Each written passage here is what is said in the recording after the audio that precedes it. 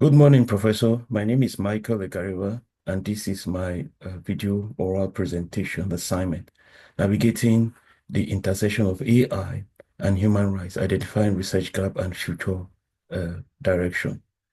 This is my presentation outline. I'll start with introduction, literature review, research gap, research approach, expected outcome and recommendations, conclusion, and thereafter reference.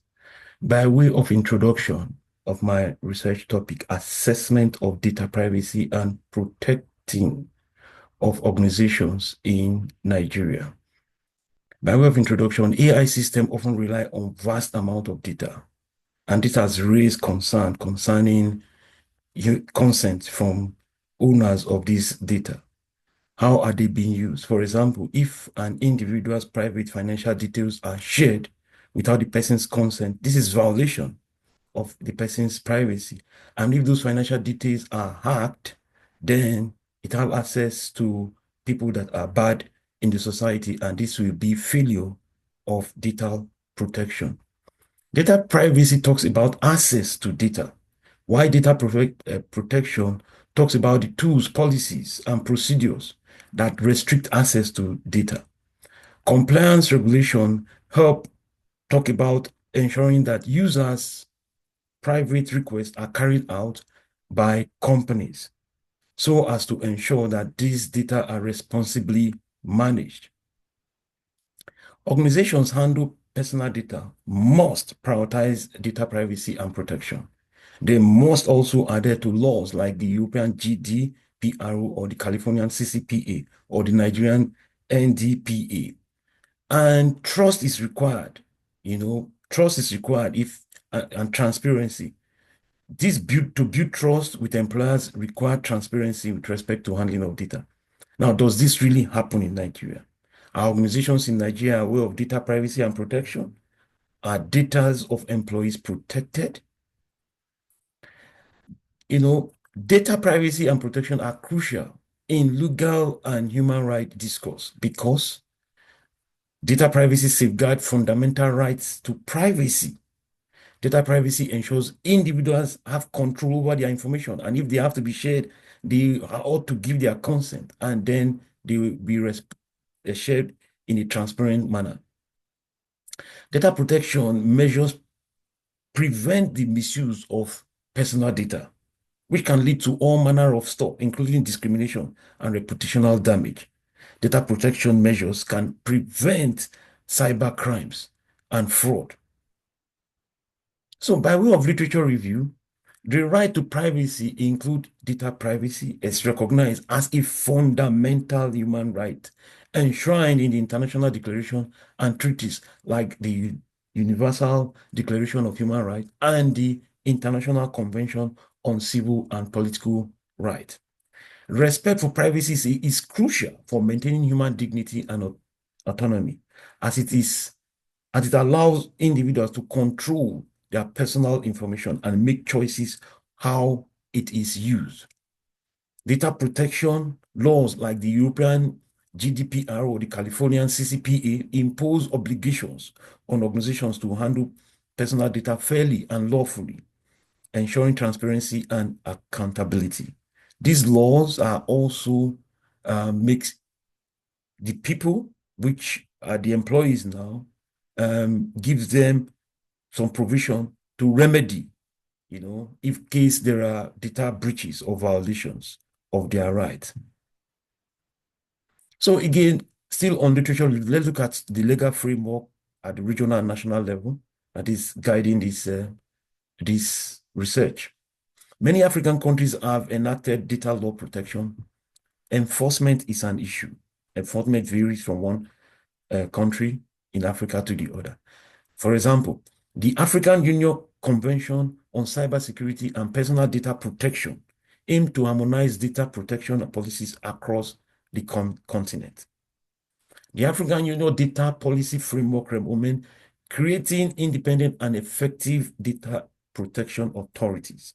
In Nigeria, for example, data privacy and protection are primarily governed by the Nigeria Data Protection Act, which establishes the National Data Protection Commission to enforce data protection in the country. There are human rights abuses from data privacy violations, several of them, irrespective of the provision of the laws in these countries, like Nigeria.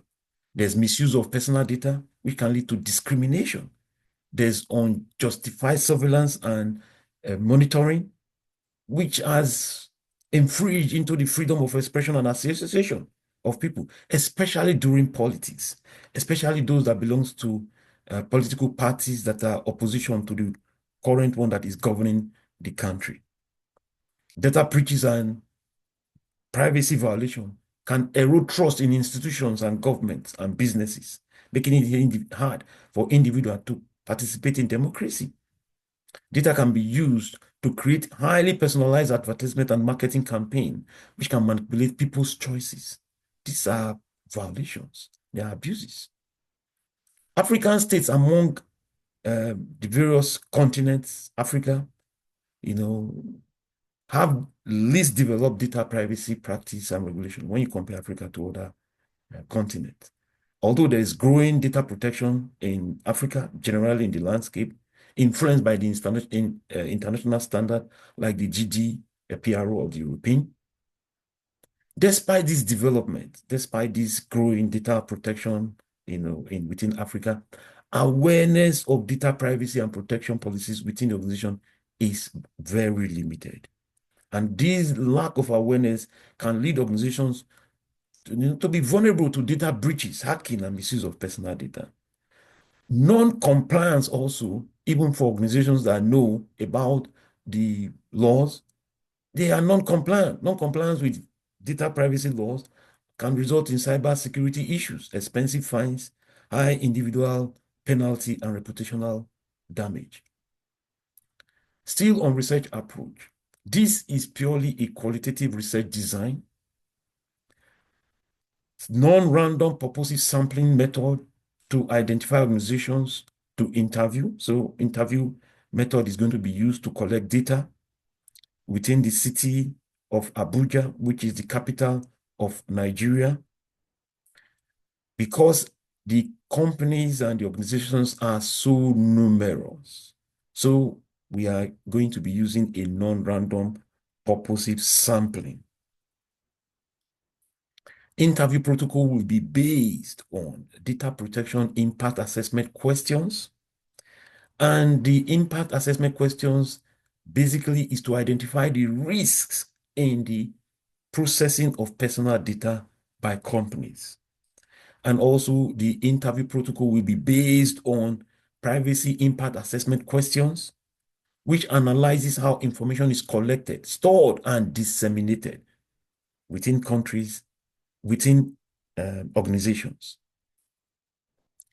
And the data gathered will be analyzed using content and thematic analysis. After the analysis, the various thematic areas will be subjected to focus group discussion for us to understand the extent to which these challenges and factors are actually impacting organizations, whether they are religious or non-religious organizations, their ability to comply with data protection, privacy guidelines of the country. So what is the research question? The question is, what are the key factors impacting the abilities of organizations in Nigeria from complying with the national data protection and privacy policy? Problem statement will be, it is not known and to what extent the organizations in Nigeria comply with the national data privacy and protection policy. So let's look at the policy and theoretical framework. So we are going to be looking at the General Data Protection Regulation of the European, which aim to protect the personal data of individuals within the European Economic Area and provide them with more control over how data is handled. We are going to be looking at the California Consumer Protection Act, which is the CCPA, which grants California residents right over the personal information, including the right to know, delete, and opt out of sales of their data. We are going to be looking at the African Union Data Policy Framework, which provides data governance guidance for African data market by helping member states to navigate complex regulatory issues. And lastly, we're going to be looking at the Nigeria Data Protection Act, which establishes a comprehensive framework for protecting personal data and the right of data subjects. Again, these are the policy and theoretical framework. What will be the expected outcome? The expected outcome that I envisage will be revelation of lack of awareness and understanding of the Nigerian Data Protection Act among individuals and businesses, leading to potential data breach. The next is that most businesses that even know about the policies and the guidelines, they will fail to implement the mandatory data protection measures. Appoint data protection officers, which the guideline mandates, and or conduct regular audits, which the guideline mandates. They will fail to implement this. And last, lack of data governance, privacy, and security professionals to operationalize data protection laws reform in Africa, especially Nigeria. Lack of institutional capacity and political will to operationalize new data protection law in Africa and in Nigeria. So they struggle with implementation. What are the recommendations? There is the need for increased education and capacity building to ensure organizations understand and comply with the data protection regulation. There is the need for widespread public awareness campaign in the media, social media, print media, to educate citizens of their data rights and the importance of data protection. There is the need for penalties and remediation fees for defaulting to ensure enforcement and compliance. There is the need for African countries to account for the specifics of their culture, religion, and context when developing data protection laws. This will all be revealed, and they will go into the recommendation. So, by way of conclude that strong data privacy practice build trust between individuals and organizations. No doubt about that. Privacy is often seen as a necessary condition for exercising other human rights, such as freedom of expression, thought, religion, assembly, and association. Data protection laws like the European GDPR, African Union Data Policy, and NDPA of Nigeria establishes a legal framework for organizations to follow when handling personal data, ensuring compliance and accountability. Data protection measures can help prevent cybercrime and fraud by ensuring that sensitive data are protected. Data privacy ensure ethical data practice. And lastly, the pursuit of data protection and privacy should be well funded and resourced in Africa.